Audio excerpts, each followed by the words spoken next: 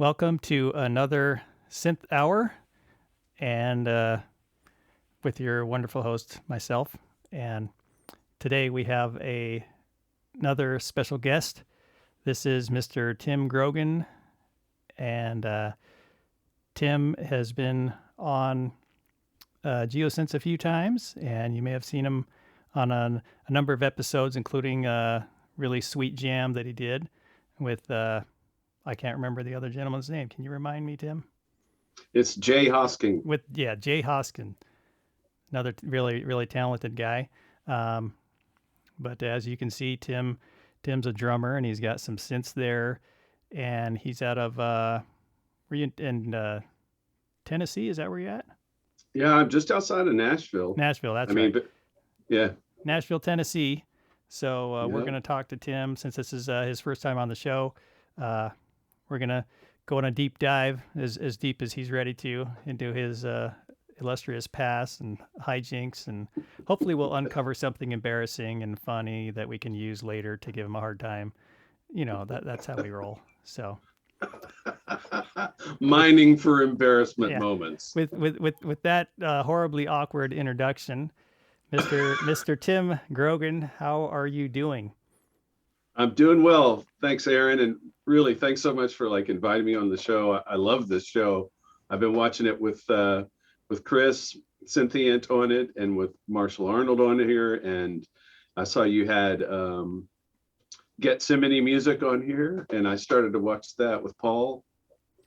Yeah, Um, yeah, I really hadn't made enjoyed it that. through, but That thanks so much conversation for could have having me kept on. going and going. It was That's great. he's a really down to earth guy. I really enjoyed that conversation. That's awesome. Well, and so like I'm saying, I appreciate you having me on because I really like what you're doing on the show, and so happy to be a part of it. You're welcome. Very cool. What's So going on? yeah, yep. We're just keeping it real on the synth hour here. Um, so I guess I did want to mention, so Tim's had some technical issues, but everything's running somewhat smooth now, right? Everything's feeling like you got it somewhat back together there. Yeah, let's talk about this because I really want to go over it again. Well, if you want to Actually, vent, it'll be you're welcome to exactly, vent. exactly. It'll be cathartic. I'm serious. This is a safe space, Tim. Hmm. Oh, let's do it. Let's talk about this because yeah. So I did the incredibly idiotic thing of jumping ahead to on my Mac to Big Sur Uh, without first. So here's where it gets better. Without first backing my computer up, okay? And I knew way better than that. Listen, kids. And yeah, this is it. I'm your poster child here. And the second thing was I also didn't take the time to make sure that my main DAW, which is Pro Tools that I use mostly, Okay. would be compatible. I had a client here. We were working on something, and they were in Oh Logic, man. and we knew we knew that I just needed to get Logic. I didn't have Logic. I used to have it. I hadn't had it in years. I knew I had to get it, so that meant I needed to jump ahead because his version of Logic was at least Catalina Mm. for the operating system, and I couldn't find Catalina, because it's not their Yeah. their big thing now. And you can't go It's pick up Big a Sur. CD of Catalina either. Right, and it's out there. I just didn't find it, and I was in a hurry, and I felt a little bit under pressure, and so I just said, you know what? Because he was on it on his laptop on Big Sur running Logic Pro. So I Okay. thought, great, I'll do this. I'll do the same thing. I'll just jump ahead. I'll just go for it. It's been out since July of last year. I'm sure everything's cool by now. No, don't ever say that and believe it to yourself. Don't say that to Oh yourself and man. believe it.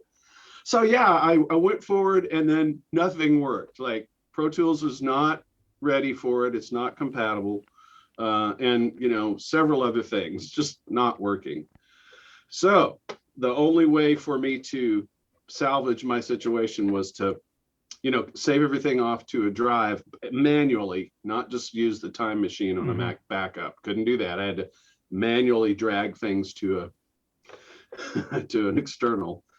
And then, I took it to the Apple store and they wiped it clean, completely got rid of everything. So Yep. whatever I didn't save, it's gone now, right? So, and then they installed Catalina, and I brought it back, and it's just kind of been a journey since then. I actually ended up doing 6 trips to the Apple store and Wow. about 5 hours probably on support with Apple How to far try to figure. how far is that trip to and from the Apple store for you? It's only about 40 minutes, so it's Okay. not too bad. Yeah, Yeah, that's it's not too not. bad. It's just enough to be annoying because I did it to myself, all the problems that I created. Yeah. And I knew better, but I couldn't. I just kind of got in a hurry, and I felt a little under pressure, and I blew it. So that day, that session ended. But so that's been 3 weeks ago. We would have had this conversation a while ago, but That's right. It's been 3 weeks. Yeah, I'm just clawing my way back up the hill to try to get back to where I was. So yeah. I realized today that I didn't even have Zoom on this drive yet on the wiped clean new version computer. So I just downloaded it right before we we got on here. So yes, kids, always check for compatibility before. Oh, just wow, Yeah. I can't believe the headaches. And I then, just for fun, we'll keep talking about it for a second, but I had complete ultimate from Native Instruments, and all kinds of virtual instruments for in the box stuff, which I do a lot of too.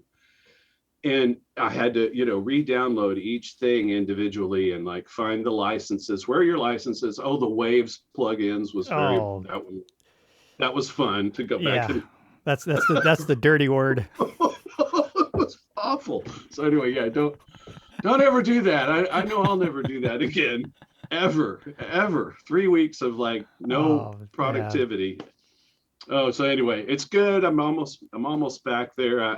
I kind of got it to a point where I said I'll just start to work now, and then as I need things, then I'll just Yeah. pause, and then download it and Yeah. install it, and then keep going. So, but that's one reason why this stuff's so much fun, because you turn it on and it works. It makes Yeah. noise. Yeah. Yeah. Whew. Yeah. Yeah, that was my adventure. Been there, done that, lived to tell about it, hopefully learn from it. Yeah, wow. It's just anyway. So Yeah. we're gonna hop into a time machine and Okay.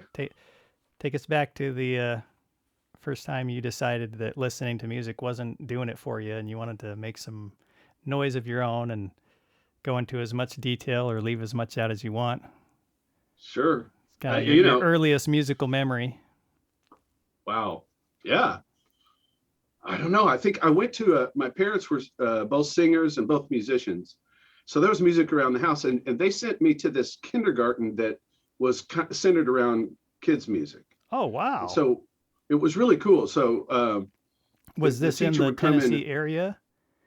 In fact, it was. I'm from Dallas, Okay. and I lived most of my life in Dallas, and I was born there. But for a short period, the family lived in Memphis, and that was when I was in kindergarten. And they had this cool little music program kindergarten thing. So they sent me there because they were both working, and that's kind of my first memory was like Nutcracker. I think it was the Nutcracker. It was Tchaikovsky. They'd play Oh, that's records, amazing. for the Yeah. kids, and then just kind of talk about it. And then Hmm. sometimes they'd have a musical guest come in and maybe just sit and play guitar and sing a song for the kids. And then they'd get them involved with sing along. So that definitely was my first kind of memory where it stuck Were there pretty any hard, was instruments that. in that at that little school you were going to? Did they have like the xylophone and the little ukulele or They exactly that kind of they stuff? did. They did. Probably a They did. recorder, maybe. They did. They had exactly that kind of stuff, like a little set of bells, and then of course, a bongo or two, and Maybe a triangle. ukulele, a triangle. And so, yeah, they'd kind of get everybody making noise, and whatever, let them burn off some steam, let the Yeah. kids do something fun, and then it was nap time. Yeah. Get on that little bear rug or Yeah. bear paw, and take a nap. But yeah, man, that would have been, I guess, the first. That's interesting. I hadn't really even stopped to think about that.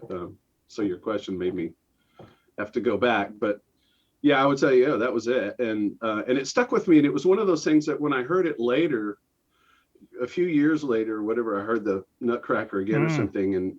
And I thought, I know this. How do I know? I didn't even couldn't remember how I knew it, And it was like, I know this somehow. And it was, oh, wait, that's it. That's it. It's from, the tiny brain was still hanging on to stuff, I guess.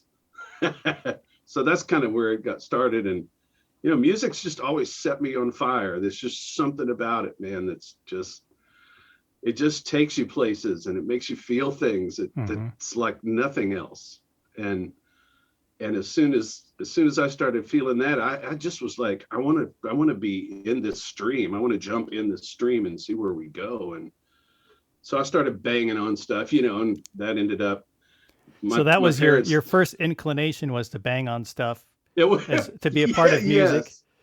Yes. Okay. It was really, yeah. So you're a legit drummer then. Yeah, that's really what kind of came first. Yeah, for sure. So my parents were cool enough, really nice enough, to get me a cheap little, cardboard almost drum set.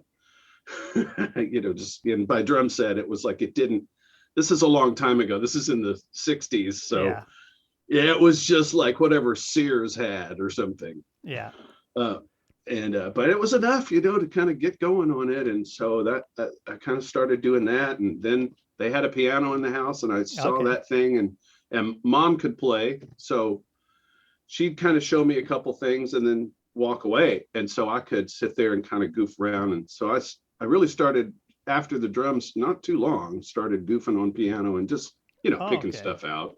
So you've been playing keys for quite a while then. You're fairly quite a while, but fairly so. But and it's still always been the stepchild.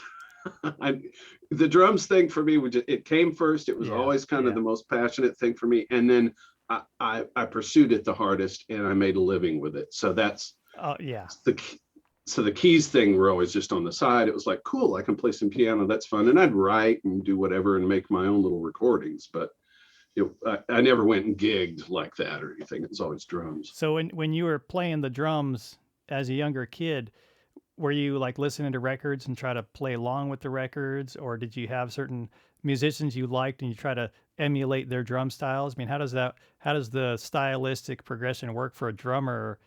I don't know enough about drumming, but I assume you're not are you a rock drummer or a country drummer, or how do you categorize that as a drummer? I mean, I was a drummer who started out because of rock music. Yeah. Okay. So you were inspired by rock. Rock was very exciting. And, and so I was 6 years old or whatever when I started to, try to get a grip on it. And yeah, you're right. I would play along, the whatever kind of weird little, all in one, stereo record player, radio speaker amp, all in one thing that the folks had. It's a piece of furniture kind of thing. One of those console things. And so I would just put on whatever records. I mean, Beatles records, Monkees records, whatever my older brother and sister maybe had, and they didn't mind me throwing on there. And I just play along and try to see if I could do what they were doing, try to even understand it really. But that's amazing. So, yeah, at 6 years old that you're doing something like that. I mean, that sounds like a pretty intelligent little kid. I think I was, well, clearly not that intelligent. Go ahead, toot your own horn. Big sir. We don't know the truth here. We're just going to believe whatever you tell us. Yeah, okay. Yeah, I was incredibly smart. Yeah, sure. Yeah, no, I actually kind of had this weird little vandalistic streak for a while. As a kid, I don't know. I just kind of got in this space, and I really think that drums like saved me from like tearing stuff up, because I did. There was some bulldozer, and I went and bashed out the gauges, and did some stuff and ran away. And then one time behind my parents' house when we were living in Dallas, I was older, probably 10 or 11 something, and that's back in the day when if there was a big crane or something nearby, they'd leave, the keys were in it. Yeah. Like in 1970, the keys were in there. So I got in that thing and started it. And Oh, it, and nice. it, and it's a tractor thing, right? It's got the big bucket on the front. Yeah. And it freaked me out because it was in gear all of a sudden. It started moving Oh, and it wow. was like super slow, thankfully, but it was moving and it was going to start to go towards houses. And Yeah. I just ran away because stupid. But Did you turn it off? there was a guy, because it was Oh, like it was running full throttle, but it was in whatever they call like a granny gear or something. So it's moving real slowly. yeah. We had a But lawnmower that was but like that. okay, but the motor was screaming. So people in the houses heard Okay. it. Yeah.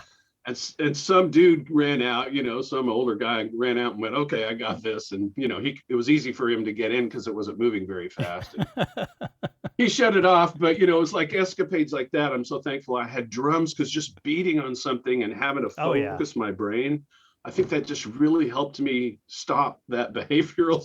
I was Yeah. having some problems, I can see just the that adolescent energy works really well with a drum set.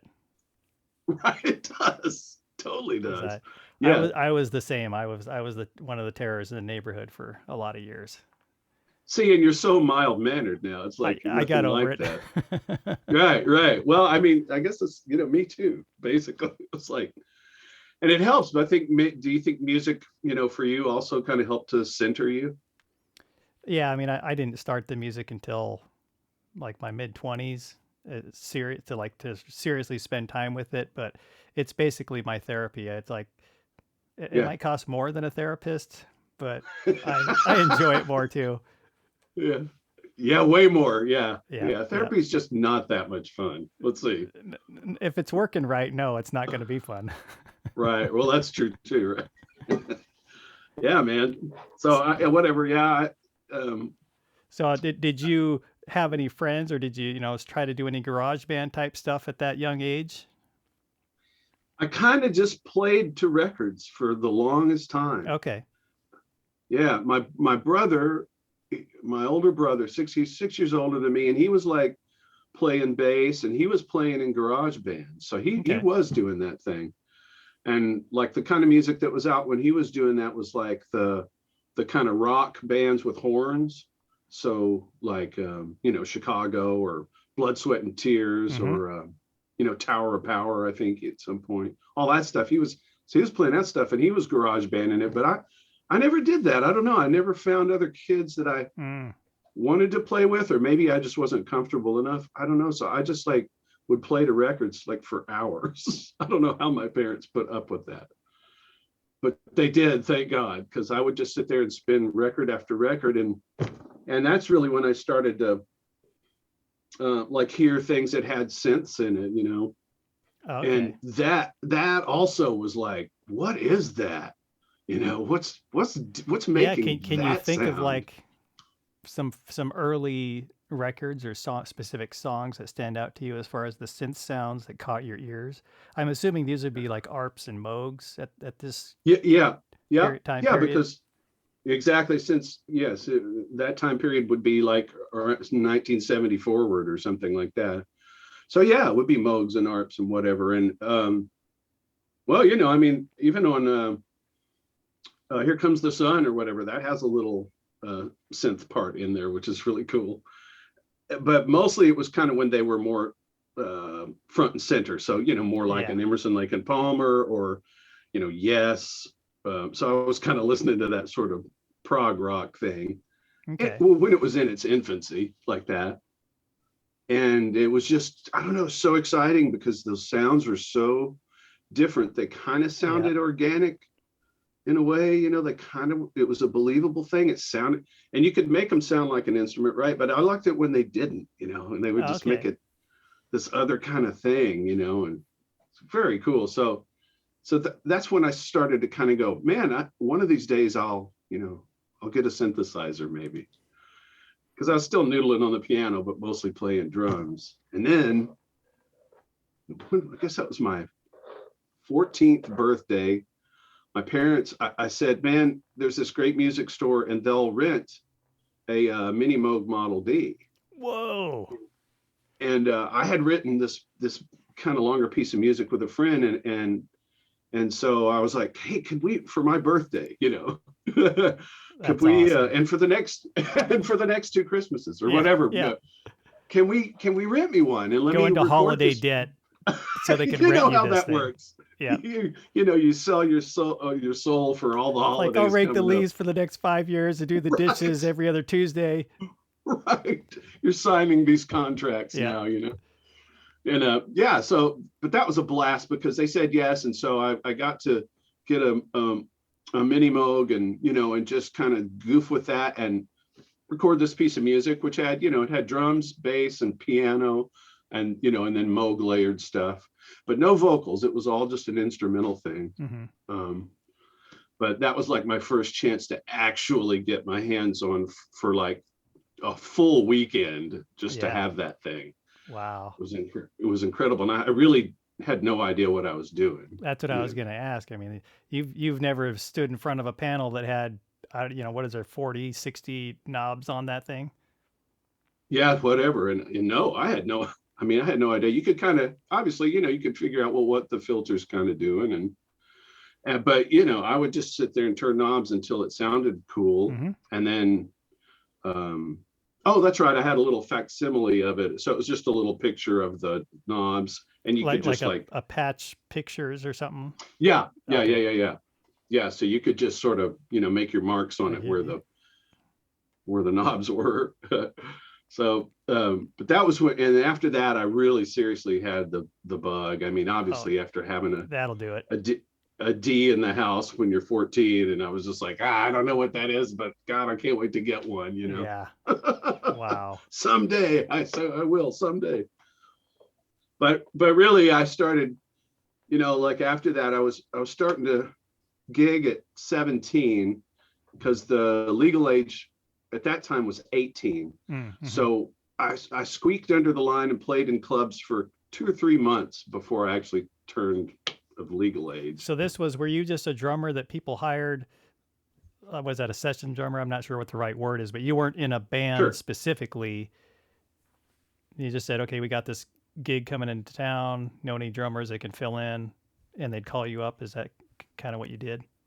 Well, I did some of that too, but mostly it was, you'd get in a band of some kind that Okay. would then try to go out and get hired in clubs, and so I was in one thing that was a happy hour gig I had. And it was sort of like, how do I describe this? I don't know. This girl that sang and played piano, and then my brother was playing bass. It was hilarious. So the three of us, it was great.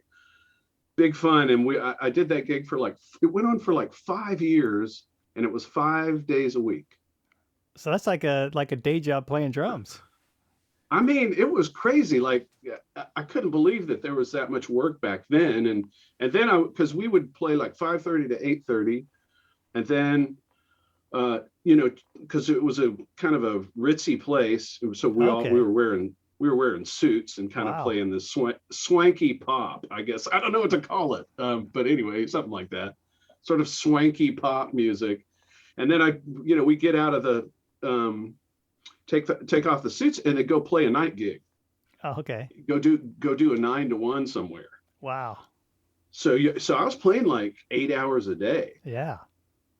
7 or 8 hours a day. And that would be like 5 days a week and then a couple of nights on top of that. So there was just so much work, Aaron, like it was crazy. And No, that sounds like you're drawing from a very deep well to do that for 5 years.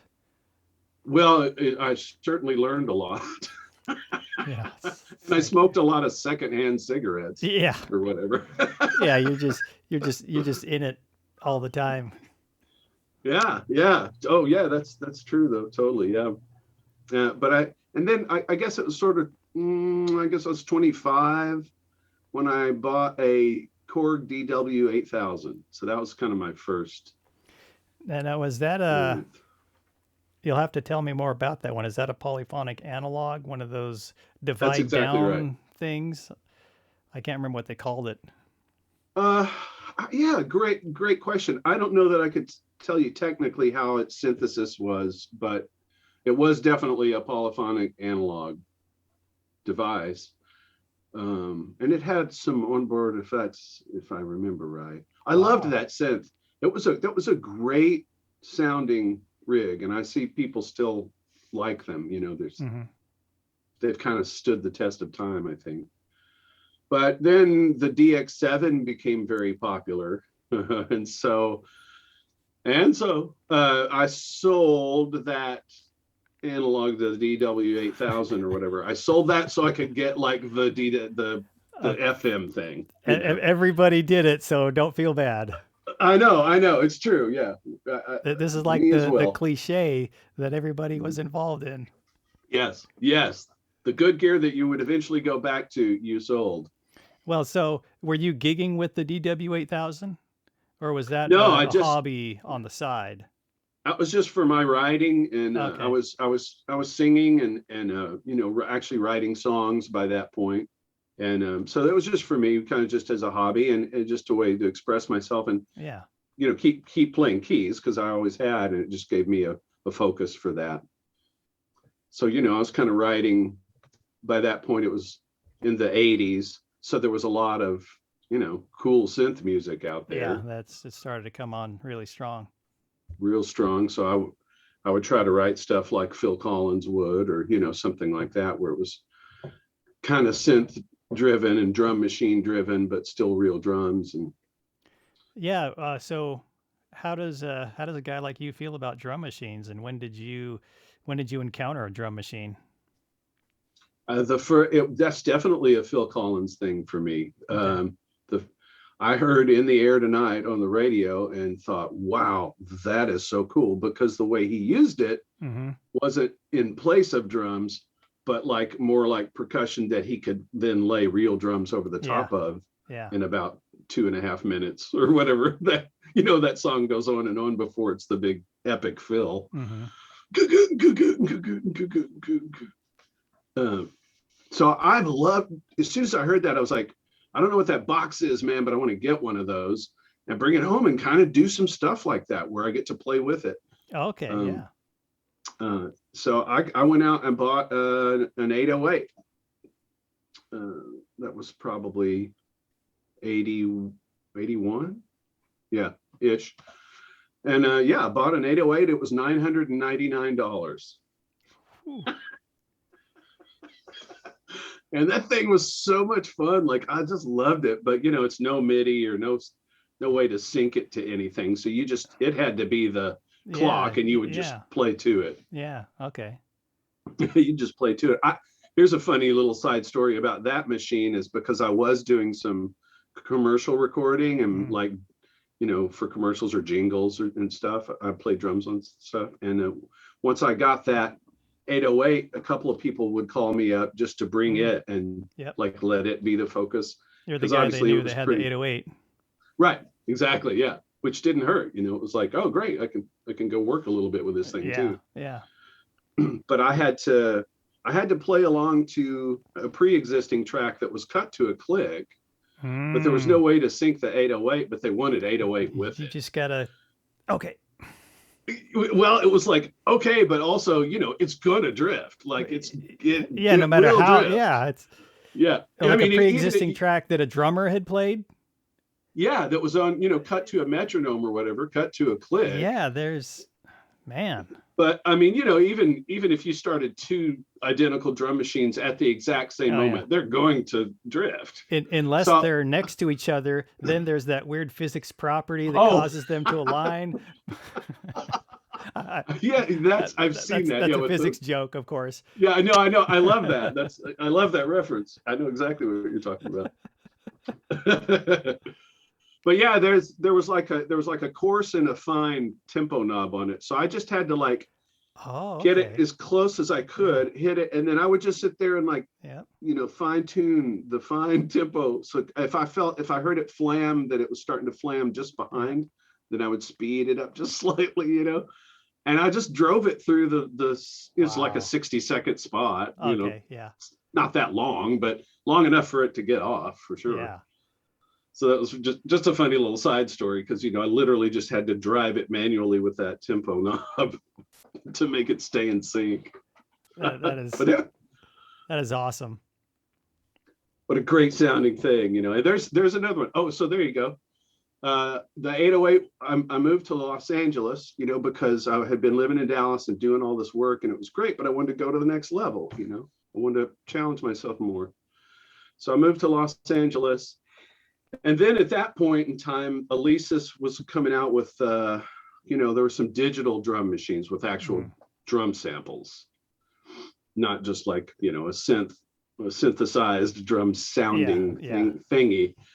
But I didn't have one of those. And I was like, I've got to be cutting edge if I'm going to be out here in LA, it's like, I gotta do the dance if I'm going to, try to work. So I ended up trading the 808 for an Alesis HR16. Was this before or after the DX7? Which was like, exactly. It was after. So it was the second time that that had happened. I wasn't learning that lesson yet still. Well, nobody was, not for another, 10 years or 15 years, who knows? Yeah. Well, right. Yeah. So the 808 went away because that one dude, he knew, but he had an HR16, but he knew, he's like, I don't know. He had better info than I did, better intel, because he was like, I need that 808. And I was like, I need that HR16, which was probably like a $400 device or something. But man, I was broke. It took everything I could do to get to LA and move there and stay afloat. So I just really couldn't buy anything else. And he wanted to straight up trade. So I was like, cool, now I got real drum sounds. It just sounds so backwards from what we're used to hearing today. That's very interesting though. You lived it, that totally transition, and then back again. Yeah, totally. Yeah, right, exactly, and then back again. But I always loved playing with drum machines because, obviously impeccable timing and whatnot. And so it was always really fun to play drums with a machine, because it'd just be spot on, so, and that has a sound of its own. I'm not saying that's the only way to go about creating music, but so how did your playing or your gigs evolve once you made it to LA and you started incorporating drum machines or were you just a drummer? Yeah. I mean, I guess expound on that a little bit. Sure.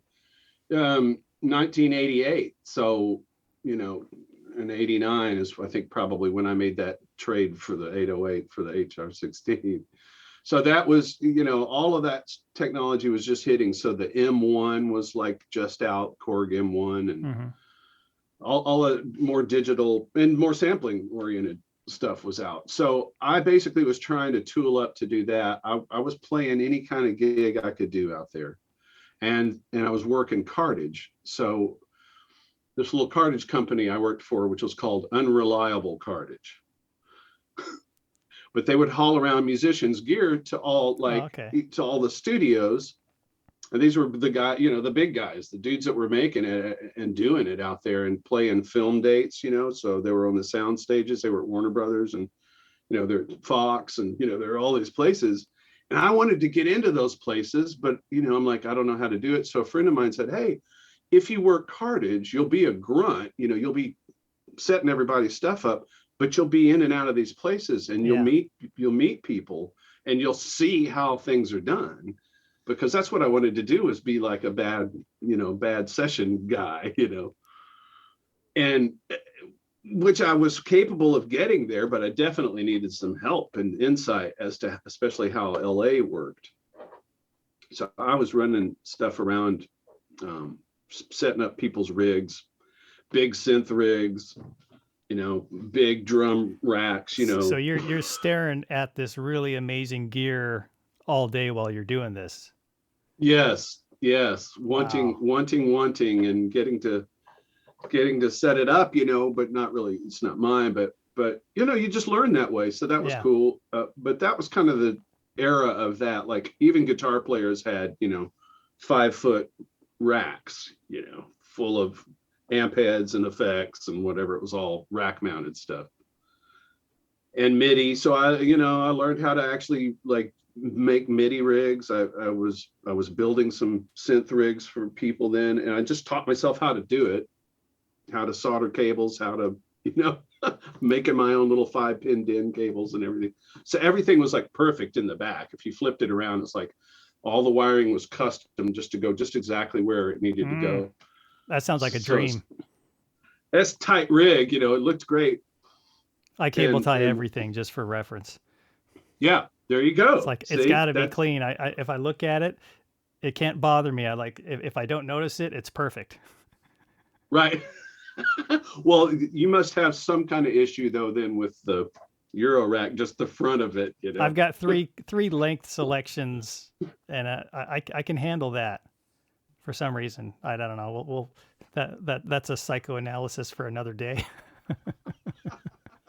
I don't know, because it's just funny though, because like sometimes there's just wires all over mine. They're going everywhere, and I'm like, I don't know. I guess it doesn't matter. I found like these little. But it does kind of get weird. Oh, the stackable things, or it's just a little Velcro thing that you can sort of nestle them together a little bit. Yeah, which is it's helpful, but that doesn't beat making your own cables. Or you're like, well, I can make this cable to go from the MIDI source to the oscillator, and it's just going to stay there, and it's going to be the perfect length. Yeah, if it's going to stay there, you're good. Yeah, you could just do a little cable tie thing, and you dress them all to one side and strain relief them, and you're good to go.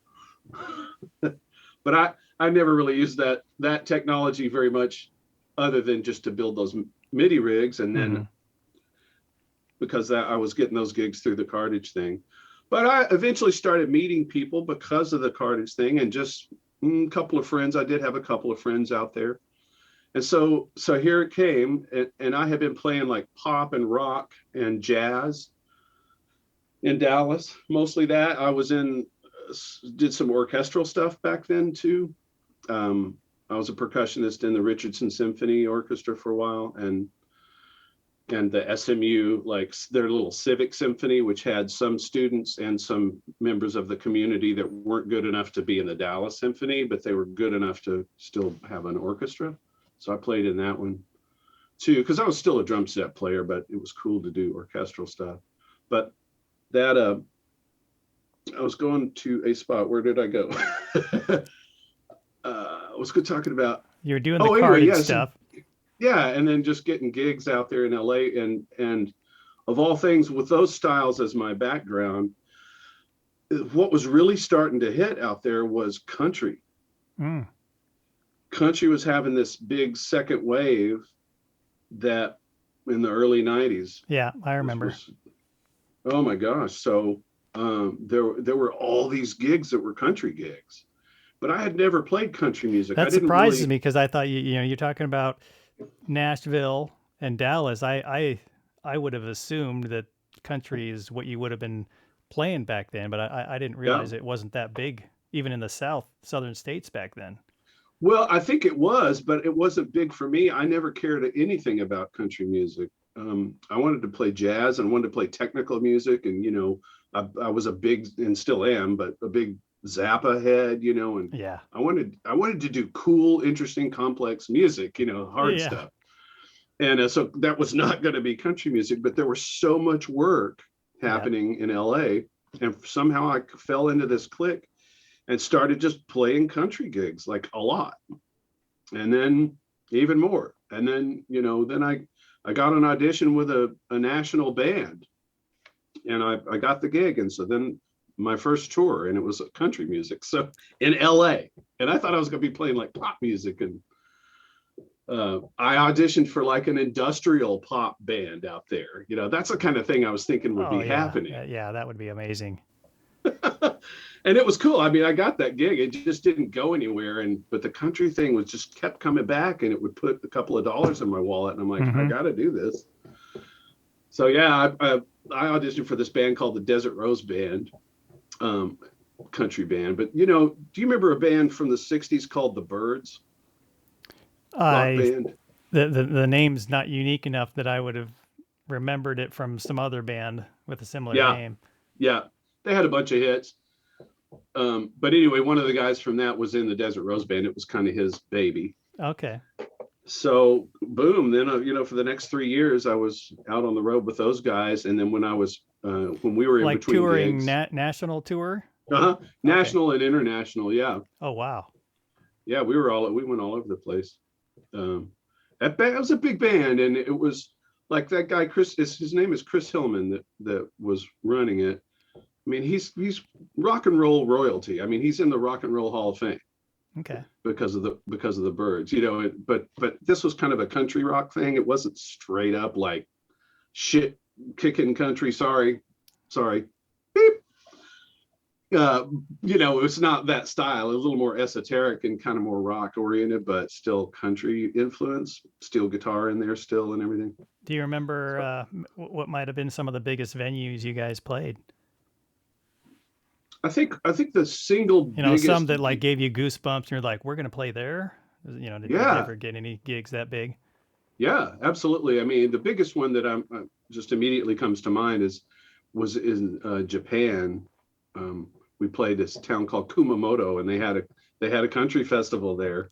That's bizarre. I Every can't. I didn't well, even know they that Asians listen to country music. it's interesting that they like dress up in like Western wear Okay. and go listen to country. It's a cultural thing. It's Yeah. interesting. Yeah. But anyway, we played that festival, and there were 20,000 people. I guess, yeah, 20,000 Yeah. people. Yeah. Wow. So that was the kind of the first real pinch me moment. Like, wow, this is amazing. Like, it was just a sea of people at this festival, and You I got to had feel like you never, made it when you're doing something like that. yeah, I'd never done anything like that before. I was like 31 years old, and it was just like, wow, this is so cool. But country, who knew? I never expected to be playing country music. I thought I'd be playing pop and jazz and doing session work and stuff. That's what I wanted to do. But yeah, so that's how the whole country thing happened for me. And then my marriage disintegrated out there in Hmm. LA because that city will chew you up and spit you out. I've heard that. Yeah, I mean, it can be rough. So, and it was rough for us. It was just hard, because there'd be money problems or time problems, or something, always something. And so Yeah. my marriage fell apart, and then I was like, well, I have all these connections now in country music, and you I guess I'll move to Nashville because I just couldn't stand being in LA anymore. Yeah. It So just did Nashville just totally embrace the country, or did country embrace Nashville? I mean, somehow Nashville became the heart of country, as far as I know. Yeah. Well, I mean, historically, it's right. Historically, it was like the Grand Ole Opry, and all that stuff was coming out of Nashville, which is sort of how the whole thing grew. Okay. And then they got, Acuff and Rose and all these people kind of started publishing companies, and they'd start finding country artists from, in the general region, and bring them in and record them, Yeah. kind of thing. And then they found people that worked, and it grew from there and became a whole industry that's very, very indigenous to Nashville. Yeah. So I just thought, well, I'm making money, doing this, and I've got some good connections, and obviously I just needed to kind of land somewhere different for one thing, and Yeah. and then some kind of secure, like I knew I could work because I had friends out here, and it was what I'd been doing. So yeah, so boom, Nashville. Not again, not a move I ever saw myself doing. But I've always tried to just be that guy that's like, if there's opportunity there, and I want to be open, Yep. and if the door opens, I don't want to just say no to it. I kind of want to go through it, and sort of let life, show me what's up.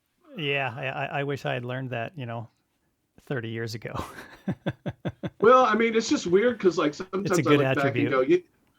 go, maybe I hope so. I don't know, because like I said, sometimes I look back and go, I don't know that I should have, if I had said no, in other words, and like pressed on about trying to be something, do different style of music than country, then I just kind of wonder where I'd be. But anyway, Yeah. Yeah. you know, but so Nashville, and then When yeah, about was that when you what time frame did you end up coming back to Nashville? That was in '96. Okay. So then Yeah, I that was moved here in '96. the country peak was it was still going up right around there, or was that kind of the top of it? It was just starting to top out then. Yeah, that's what I Yeah, was thinking. it. Yeah, you're right, and it was still hanging in there good, but it was starting to round off. Yeah. Because you had, I Um, know Garth Brooks was huge, and right. I'm thinking the Dixie Chicks. Like I'm thinking stuff that made it worldwide because, I couldn't stand country. I never listened to country, but I'd hear Right. some of it, like the big stuff that got a lot of play. I'd hear some of that. Right. Yep. No, you're right. Those are the artists that were out there doing it and making it big, and Billy Ray Cyrus and all of that. Yeah, and there was that other guy, Keith something, the green the grass ends song or whatever. I think I saw that at the Dome here in Yeah. Central Washington Fairgrounds. Yeah. Well, yeah. I mean, there so many stars got made from that era. The Yeah, '90s country thing was so strong. yeah, So '90s. Yeah. So I moved here in '96, and just same thing. Just started gigging and doing session work, and then playing on a lot of demos because Nashville is full of songwriters. oh, okay, yeah, And so they were always needing to get their songs recorded either for themselves or so that they could shop it to a country artist who wasn't a writer, a songwriter. And then those people, would record their songs basically. And then they can make a couple of dollars, get some mailbox money going. yeah. So yeah, so I would play on a lot of demo sessions, which was fun and a great I don't know, it was just a great way to learn about songwriting and whatnot because especially as the drummer, I mean, it's bottom up, you're the foundation. If you're not in place, you can't build on that. Yeah. So I had to learn a lot about playing solid, but still playing interestingly and but nothing too flashy. I'd always want to throw some flash in there, and I Yeah, still, it's country. There's not a lot of room for flash, but I'm guessing you eked some nuance out of there. mm-hmm. That's interesting to think Yeah, about. 'Cause it's like yeah, you're between these lines, but you can still a little bit of movement in there. yeah, just something to make it interesting. And I mean, country music now too is like it's not even the way it was in the '90s. It's got so much like hip hop influence and Mm, and pop music influence, and I mean it's almost indistinguishable from the especially from pop music sometimes because of well, let me just put it the other way. The thing that distinguishes it is usually like lyrically. So references to beer and pickup trucks and everything that you would that's tractors. kind of yeah, and everything is kind of cliche, and Yeah. yeah, Daisy Duke cut off jeans, and I mean, literally, that's a lot of what distinguishes it to me because it can sound real pop anymore, which is cool, I guess. It evolves.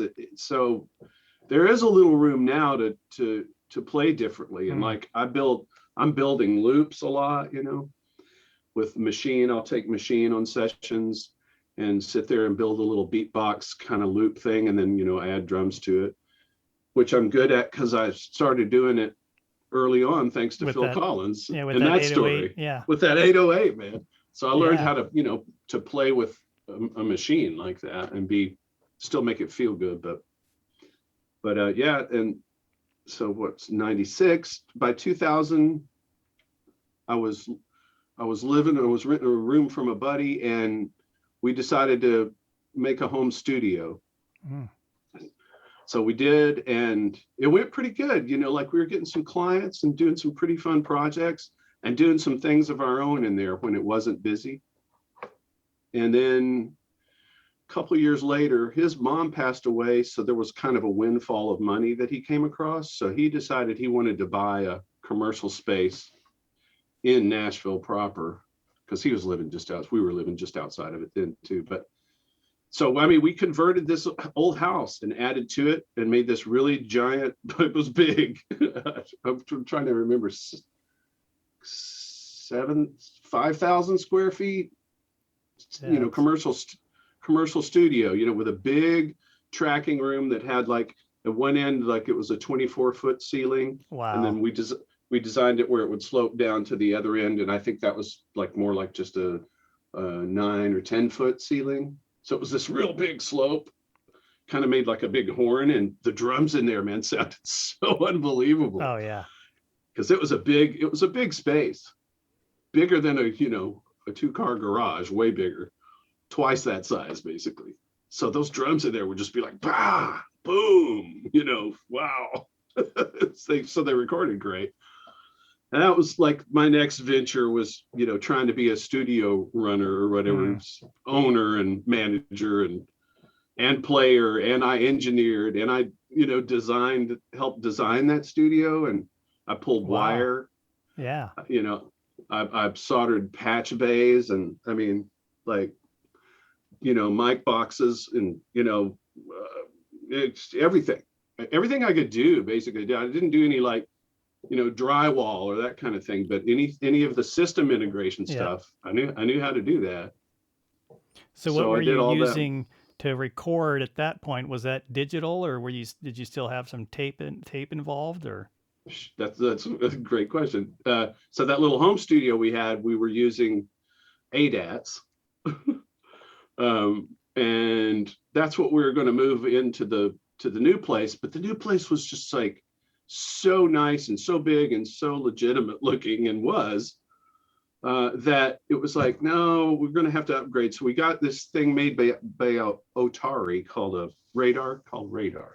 And so it was a hard disk recorder. Like maybe they call it Radar because it's using a RAID disk arrangement or something. I just a guess. Yeah, no, I think so. And random access disks, I forget what I can't remember what RAID means. Yeah. But yeah, it was just a hard drive and digital, but it sort of operated like tape, like the transport was a bit like tape, but obviously you could, cut and paste things and copy and paste things. And you could do a little bit of digital editing. We used that thing for about 2 years, I think. And then, people were like, so do you have like a digital audio workstation, like full on? And Radar, by the way, sounded fantastic. That's what I was going to ask. So it sounded good. Amazing. In fact, I think people still do to some extent use some of those converters just as the front end in Pro Tools and whatever their DAW is. Those converters sounded really, really sweet. But it was just clunky compared to having, Pro Tools, where it's just a great program. So a couple of years later, we got Pro Tools. So that's when I learned that program. And but I was playing drums throughout this, playing on a lot of the sessions that we would do there if I could, And then sometimes I'd just be the engineer sitting behind the desk. So I got my chops together pretty good about like, how to run a session, and it's certainly how to get sounds, and how to do mixing, and running a session because in Nashville there'll be like 6 or 7 guys all at once. It's not the LA or really kind of anywhere now. It's way more like one. You might just do an overdub thing and then add bass and then add something else. Mm-hmm. But this was like a full band in there, so you had to definitely run the show. Because there are a lot of mouths going, I need this. My cue is weird. Could I get some more reverb in this? I can't hear anything. You're just like, okay, all right, guys, hang on. So what's a typical band made up of back during those days that you were recording? I mean, you're on the drums, maybe or maybe not, and then is it a couple singers and a couple guitarists and a bass player or something? Yeah, the typical. Or was there keys? I can't remember how often keys were involved, and I guess it'd be a piano if it was country. Right. I don't know if they were using synthesizers. I don't remember hearing synthesizers on it. Not so much, but they used like B3 and Rhodes or Wurlitzer, some kind of electric piano sound. So you had some of that equipment in house? Yeah, but guys would tend to just bring their virtual stuff, just whatever their multi-sampled instrument. Oh, okay, yeah. Whatever they had. But we did have a B3. I did have an old Leslie cabinet, so guys could use that. And we had a 5'8". It was like, it's a baby grand, but it was still a real piano in there. So the typical band would be keyboards, bass, drums, acoustic guitar, one electric guitar, and steel guitar. That's kind of, that's would be the real typical thing, that 6-member thing. And then the vocalist singing some kind of scratch vocal or guide vocal. That would be and you've got to typical record bit. that all at once during the session. Right. You're sending out a mix for them, either a 2 mix or, I mean, we got, you know, the Mo-Me kind of thing. So everybody was on their own knob. So they could sit there on their own box and dial in their mix. But yeah, you had to be responsible for getting those sounds, and it's fast too, man. Like, it moves fast here. But now it's really different. So that was in 2003. That was really towards the end of when you could do those kind of sessions. Really, that it's almost kind of died out, and everyone's doing stuff at home, and of course now remotely this past year because of the scourge. But yeah, so my brother gave me the Moog Source. This kind of started me back into it, because I had gotten rid of my synths. Including the DX7. Including that, yeah. Was there any regrets when you got rid of the DX7? Well, or did you feel a sense of relief? Full disclosure, I couldn't afford a DX7, so it was Korg's FM, but it was not. It was like a 4-op FM, but it was called a DS8, and it did not sound as good as a DX7. But it was FM. It was doing that thing, and that's what I thought I needed. Yeah, so that had gone away. I needed money or something, and I wasn't using it, and it was a real disappointment anyway, tonally. It just never did it for me. It's hard if everybody's using the DX7 and that sound is the sound they want, and then you show up and it's like, what is this thing? A DS8? What's that? We need the DX7. Get the DX7 in here. Right, exactly. Yeah, it sounds like a really cheap, bad DX7. Great. That's great. So that went away. But my brother had this Moog Source that he had bought to play bass on a couple of gigs. So he'd play keyboard bass on some songs that were hits back in the 80s. So he had it, but when that gig ended, he didn't keep pursuing playing keyboard bass at all. It went into the closet. 2005 or so, when I was at that studio, you know, we were working it still. All of a sudden he was like, "Hey man, it's in my closet. Would you like it?" I said, "Yes, I would love that very much." So he brought it out to me, and that kind of kicked it back in for me. That just another Moog experience like that. It's a little bit like a Model D, you know. It's got that tone wasn't a tone you were probably hearing very often, I would assume. During that era. Right. So exactly. Went out of fashion for a good while. A good while. Yeah, totally. And so it was really fun to hook it back up. And I started doing like just writing some funk grooves and whatever. And I put a wah-wah on it and did this kind of weird wah bass thing with it. And I just was starting to have so much fun. And I think really, Aaron, that's kind of when that bug snuck right back in and went, you're gonna want to do more synth stuff, you know. You're gonna do that. So anyway, what happened next? I lived with that for a while. My brother-in-law gave me an MS-10 that he had, an old Korg, but it's just the one oscillator. Yep. But it sounds great. It's got a thing for sure. And so I had those two pieces, and I was starting, that's fun. And then the Moog subsequent 37 came out. And I saw that thing and went, man, I gotta have that. Yeah. I just need that. And I was in a band that was doing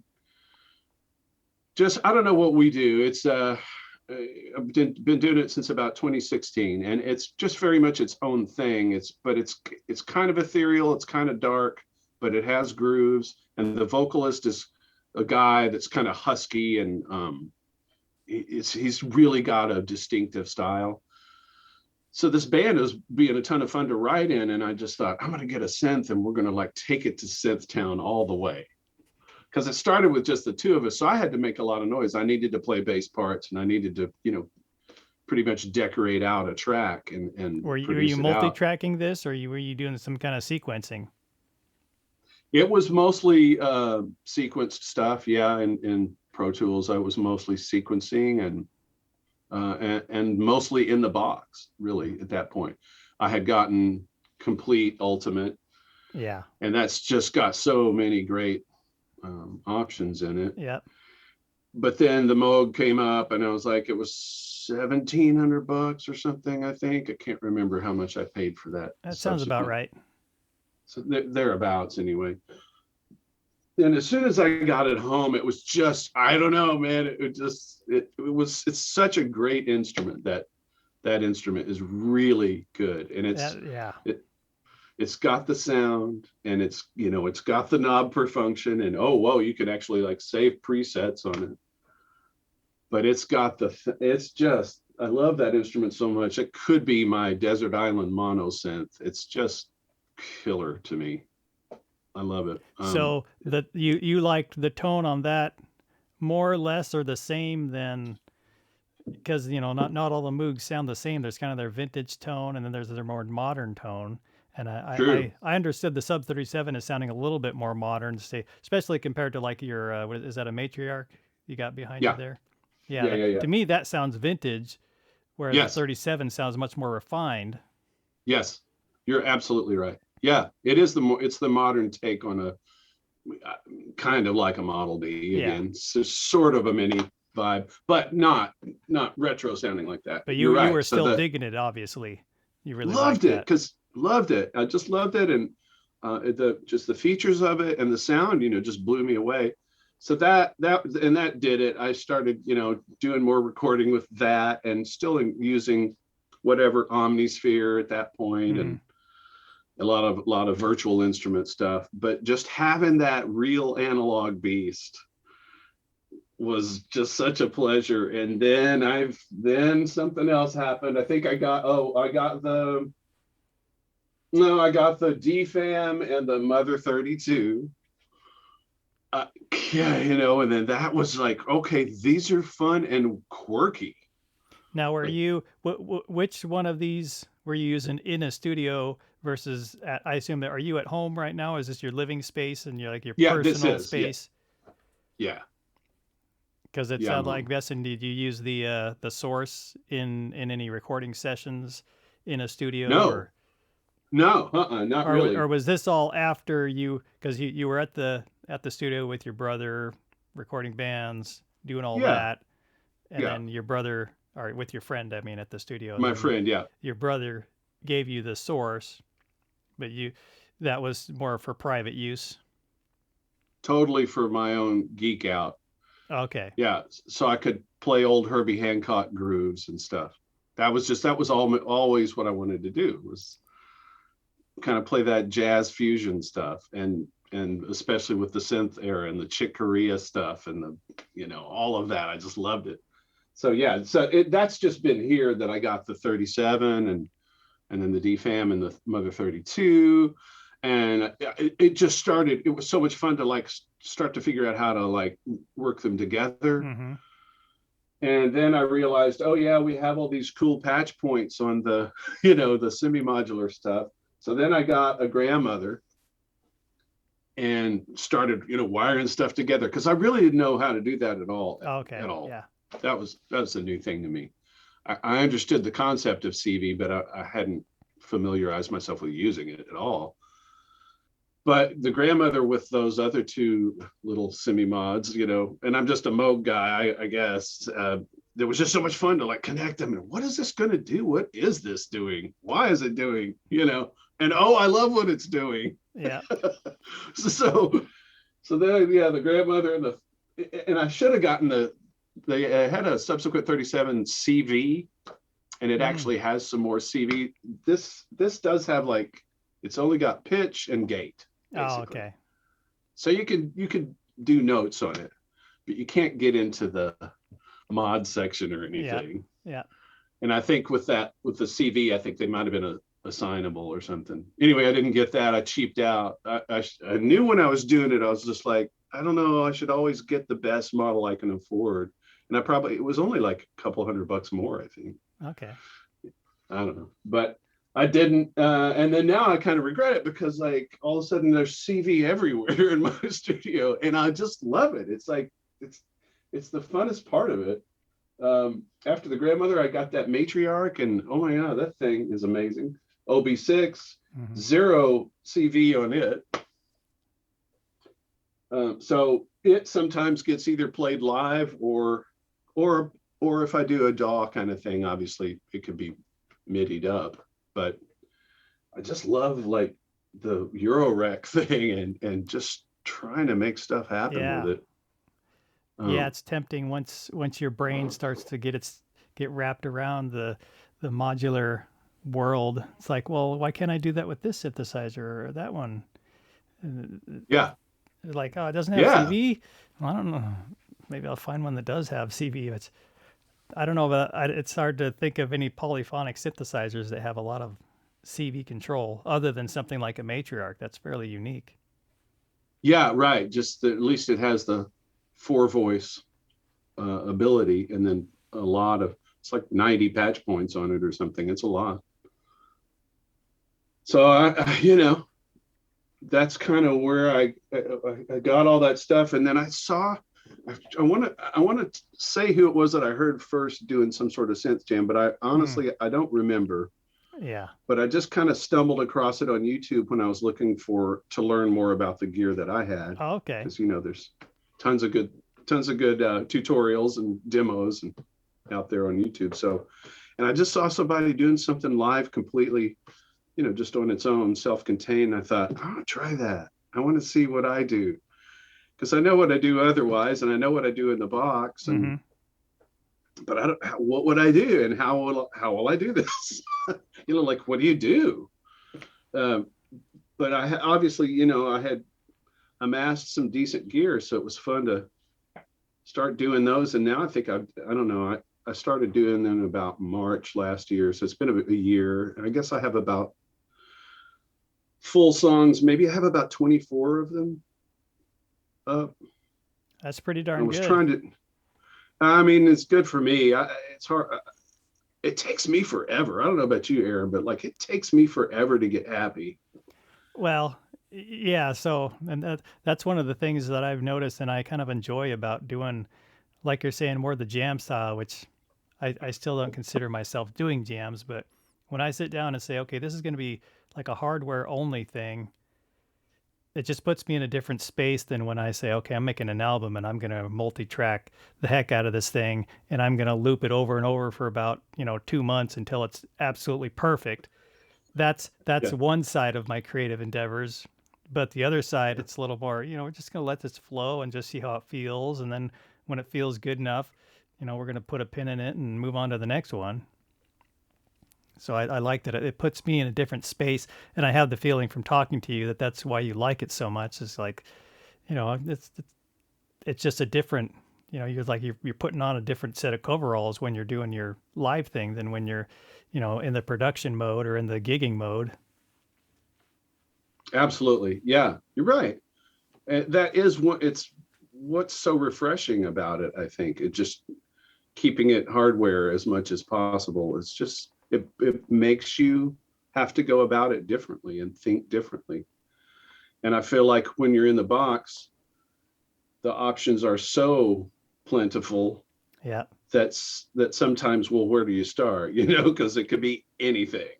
yeah, Unless you happen to have like some sort of groove in your head, you don't have a starting point. But kind of with the hardware stuff, it's like because of its limitations, you sort of have to, right? So yeah, yeah, yeah. That's just exactly what we were talking about earlier before the show, and I had ended up doing that with myself even in the box because I found, if I sit down and I've got 30 cents to choose from, I just wasn't yeah, getting anything done. So I was like, okay, for yeah, this album, I'm going to pick, these 4 or 5 cents, and that's all I'm going to use for this album, even though I could use, infinite variety. These are, I'm going to pick these so I don't go insane.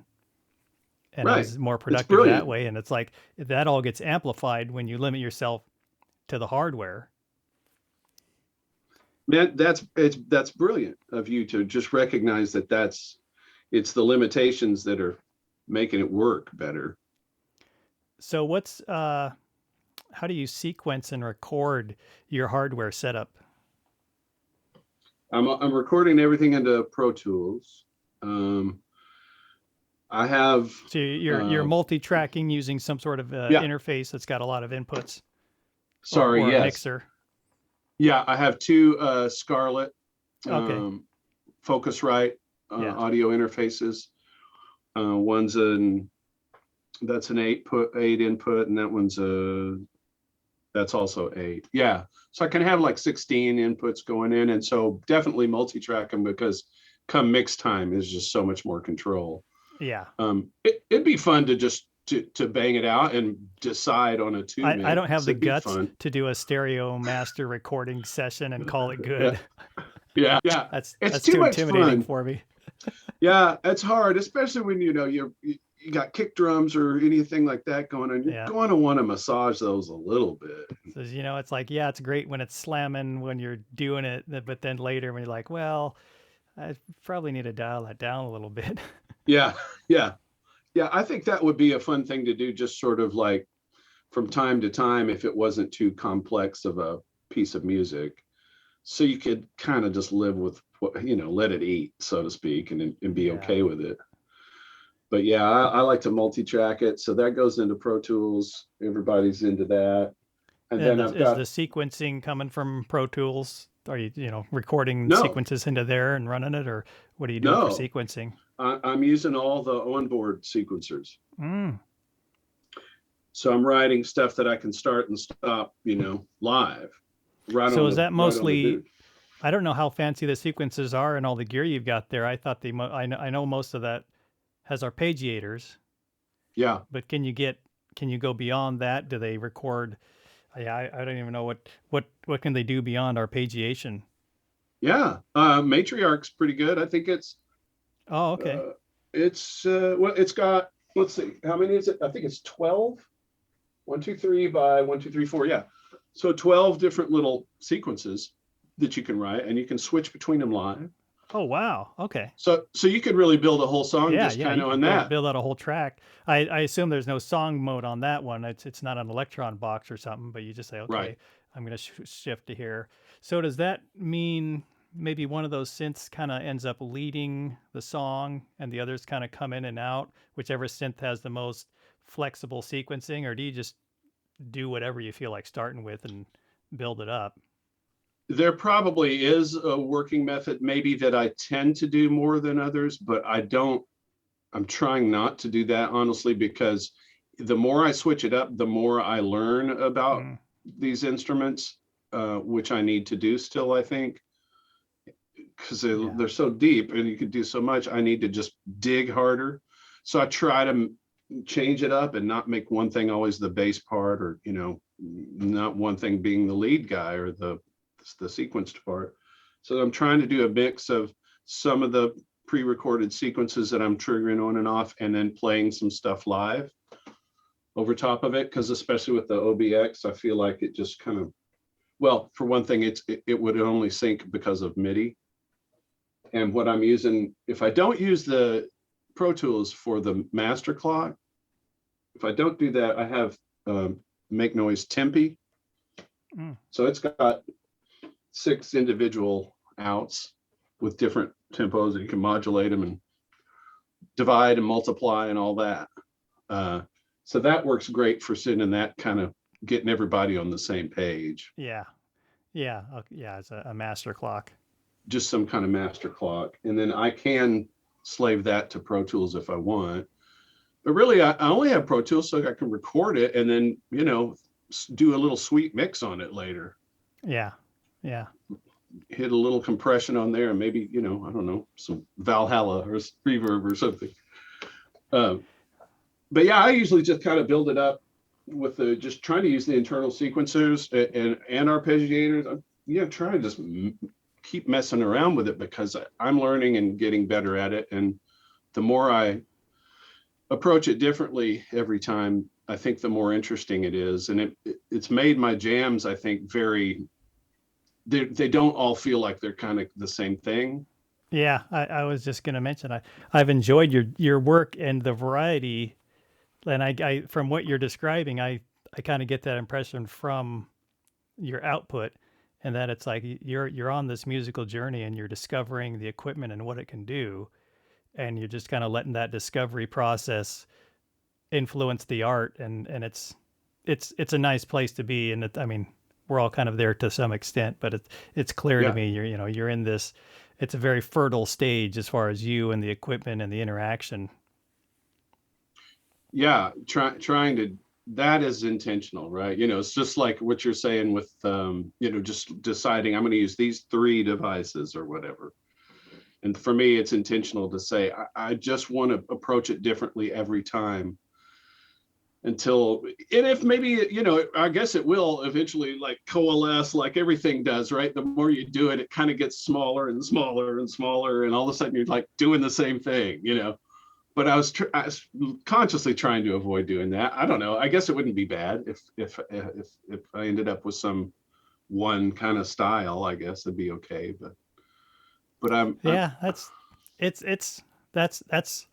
that's an interesting topic, which we'll have to leave it to another show. But sure. these are the kind of topics that I'd love to have long conversations about, because that I get really excited about that. Me too. Me too. Because the creation part of it is like, Yeah, honestly, like that's the most exciting part. I mean, as far as I can tell, everybody has their own creation process. There's similarities and we can all learn from each other, but no two people go from start to finish in the exact same path. And that's really really interesting to dive into that. Um, Agreed. so so to I was going to ask, so what do you got going on right now, and what are you working on that we might expect soon from you? Sure. Well, uh, definitely the Penn Jones Conspiracy. That's the name of my band. Um, we're putting music out all the time. We're just kind of drop or drip feeding, as they say. So like one song, and then a few weeks go by, and we'll write another one and produce it out, and then release that, and then do that again, and it's just kind of made more sense. So So I guess yes, you're doing following the singles format. Is that what they would call that? yeah, I guess so. Somebody had said drip feeding, and I'm like, yeah, that makes sense. So you have something to talk about more often that way. You're Yeah. putting something out every so often, rather than doing one big hit of like a full record and then just trying to keep interest in that for a year. You're just doing the singles approach. Yeah. So that's great. I'm super excited about what that band does. It's I think it's great. I'm really happy that I'm part of that. And when we play live, I play like left hand bass and then right hand doing chordal parts. Oh, So okay. Yeah. so it gets tricky. Like I really have tried to make myself stretch, Are because you like I'm, watch Kebu videos to practice or something? oh man, I mean, I kind of always tried to Like, do that how do these stuff. guys do this? He's got 8 arms or something. I know. Well, yeah, that guy. Using your toes behind you. I know it's for me a lot of just woodshed hours. Like I just have to work at it until Yeah. it's Yeah. until it's muscle memory, and then I'm Yeah. okay. But that's going on always. And I have a project I could put out now. I might want to do one or two more, but it's called Themes, and it's basically just songs that I feel like could be like a television or movie theme, like a theme Yeah. for a show that I'm just sort of making up, right? Just like it just Yeah. kind of has a theme feel to me. I, That's I, been I a totally dig that. Yeah. Okay, yeah, that's I need to get that out, but that's been mostly an in the box thing. Hmm.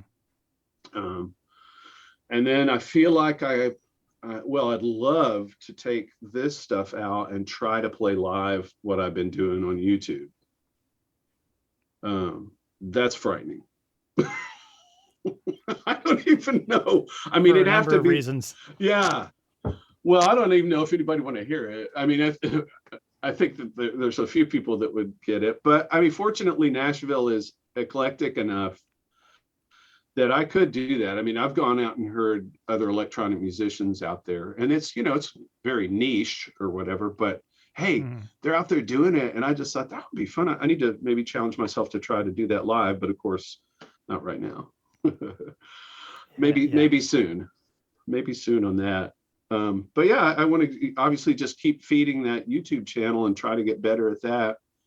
And then aside from that, I'm do session work still on drums, and I'm playing a couple of live gigs lately. Wow, weird. I did though. I got one coming up at a club called Third and Lindsley. It's one of the premier, spots in Nashville. Really, it's a great venue. It's been around forever and has great, musicians. And I'm just playing as a hired gun in a band then, but that's April 3rd. It's a Saturday night. So I guess it'll be socially distanced and what have you. Well, you're up on a stage or something and everybody else is not on the stage. So I guess that counts. Yeah, right. Well, and I always have a drum set in between me and whoever, so nobody can get too close. They can't come up on my mic and sing with me or anything. Yeah. So gig work like that, and just keep continuing to write. I had the good fortune of scoring a couple of movies. I did the music for, they were both horror things, but that just fell in my lap. I have a friend who's a filmmaker, and I said, man, hey, I really want to score a film. I've always wanted to do that. That's my dream. Oh, so well, good. Keep pursuing it, because I'm pursuing it. Good. Well, I know you are, and your music is like perfectly suited for a lot of different types of film. I mean, it would be great, I think. So yeah, I hope that works out. It was the biggest challenge I ever did, because musically, I guess, because the one film's called Getaway, and it's a horror film, and it's an hour and 20 minutes long. But the thing with a horror film that I, of course, didn't really have the foresight, but going into it, was that there's a lot of music in horror films. It depends on the film. It does, but as just sort of a general statement, there's a lot of music in that. If it's an hour and 20 minutes, that's going to be a whole lot of content that you're going to have to come up with. There's a lot of content, and they didn't have a whole lot of source music where, they're riding in the car and the radio's on and it's somebody else's song or something. They didn't have a whole lot of that. There's very little of that. So, and there's a lot of kill scenes. So it was amazing, one, to over and over watch a stabbing thing happen. The same stabbing thing happened. That's real gory and brutal. You're just like, oh my God. Just you watch that for a day straight, and it's just one scene. You're trying to get through the one scene. And then it was really challenging also, Aaron, to try to come up with something exciting for those scenes, but not just repeat myself every time. Yeah. It can't be a Psycho where the Bernard Herrmann's got the classic thing. You're trying to kind of come up with something fresh, but it's still got to feel, in this case, it still needed to feel like kind of classic horror. So the analog synth stuff was perfect. Oh yeah. I got to use that on there pretty heavily. But I definitely did it in Pro Tools. It had to be in the box thing. Yeah, I mean, I'm assuming you're having to sync the sounds to what's going on in the video, just nail it all perfectly. And yeah. So I think, man, it took me about 400 hours.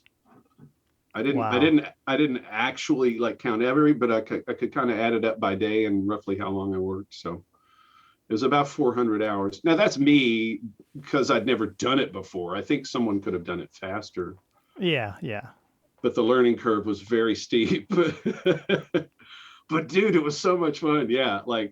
I hope you get a chance to do one, because that's we could have a whole nother episode just about that topic too. We could. So same here. That's on my agenda, is to find another film to work on. So if folks want to hear your band or hear whatever you're working on the side, where should they find you online? For the band, that's pennjonesconspiracy.com. You can go there and snoop around. We also have a Facebook page, and we have an Instagram page, so you can kind of Okay. see what's happening with that. For me, it's definitely my YouTube channel, which is Tim Grogan Sonic Adventures. I like it. I'm trying to have some fun. Just Yeah. have a little fun in this life, right, And Aaron? it's totally unique. No problems with it being taken already. No, exactly. No. But typing it in gets old. But so yeah, YouTube is like a great place to check out the electronic music that I'm doing. And then I have a Facebook page, and I also have a music Facebook page. So I'm putting stuff up there about session work that I'm doing and live gigs, anything that's happening. And then a lot of my goofing around here I'll share on there too, and just kind of behind the scenes stuff or whatever, and trying to make it interesting and short and sweet for those. Instagram, same thing. I have Okay, that. so are you doing little clips of stuff for Instagram? Because isn't that 30 seconds, or what's the limitation there? You have a minute. You Yeah. can do. So how do you, what gear do you put your brain in to make a 1 minute video? They have to be like, you have to like call them like noodle or something, or Yeah. like short goof, or something like that, and then it doesn't matter. Yeah, because I wouldn't want to try to. It's okay to craft. It'd be like writing a jingle, but Yeah. Yeah, I guess you like think of it like you're doing a commercial or something. yeah, it's something 60-second. But That's funny. yeah, man. So, but anyway, those places. Am I missing anything? All that. If anybody wanted to see the movie Getaway, it's on iTunes and Okay. Amazon. I think it's kind of everywhere. I think you can stream it now. So It's that movie is officially released and available. it is officially released and available. Right on, right on. Yeah, Did man. the soundtrack have they released the soundtrack, or do you only hear it if you watch the movie? It's not a soundtrack release yet. I don't think they'll do that Okay. because it's an indie. It's a small film Okay. company. Yeah. Yeah. I And so didn't. I don't think they have enough interest to do that. Plus, I have zero cachet as a film composer. No one would know me as a film composer and be interested in that. So, at this point, hey, I can Well, dream, but 10 years from now, that'll be the film to watch if you're really hardcore into Tim Grogan's work. You're like, oh, you got to see this one. It's before anybody knew who he was, and it's before he knew what he was doing, but it was still the most genius thing he's ever done. You right, know, right. Well, it's like, yeah. Well, like I said, I can hope, I can dream, yeah. but yeah, it's out there, so you can see that. There's a lot of laughs in it too, like any good horror film. There's those moments you're like, oh no, really? That kind of thing. But man, yeah, I guess that's essentially it. That's kind of my presence in the world right now. Okay, yeah, and we'll have that all in the description, and I'll contact you later to get it Okay, all sure. right, so we have it all for folks to find easily. Right on. Well, I think we've come to the end of the hour and a half this time. Yeah, we did it. Yeah, it's really fun talking with you, Tim. That's we explored some fun areas of your past there that I think should hopefully amuse some people and amuse ourselves while we're in there. So and Right yeah, on. we're looking forward to what you're working on and seeing what you're up to and checking out some more of those links. I didn't realize you were in a band that is a little more synth oriented from what you're telling me. So It is. I'll Yeah, it's very have to check that out.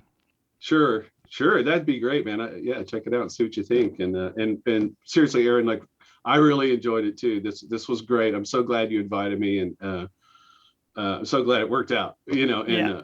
because this is a great show. It's a great idea, and you like as host right now, you were so good because like well, because you're listening a lot. I notice I'm talking and talking, and that which means that you're not saying much. And I was like, wow, that's a great host. You're letting the guest, kind of run on. So I appreciate you, man. You're welcome. So we'll definitely have another one of these, and we're kind of thinking about trying to do something live and possibly with more than just one guest. So we'll see how that shakes out. But we're gonna keep this machine humming along. Do it. Yeah, it's a great show, man. The Synth Hour is good, really good, and really unique. Yeah, don't stop. I appreciate the compliments. So, folks, that's the end of our show tonight. Thanks for watching, and we'll see you next time. Bye for now. So long.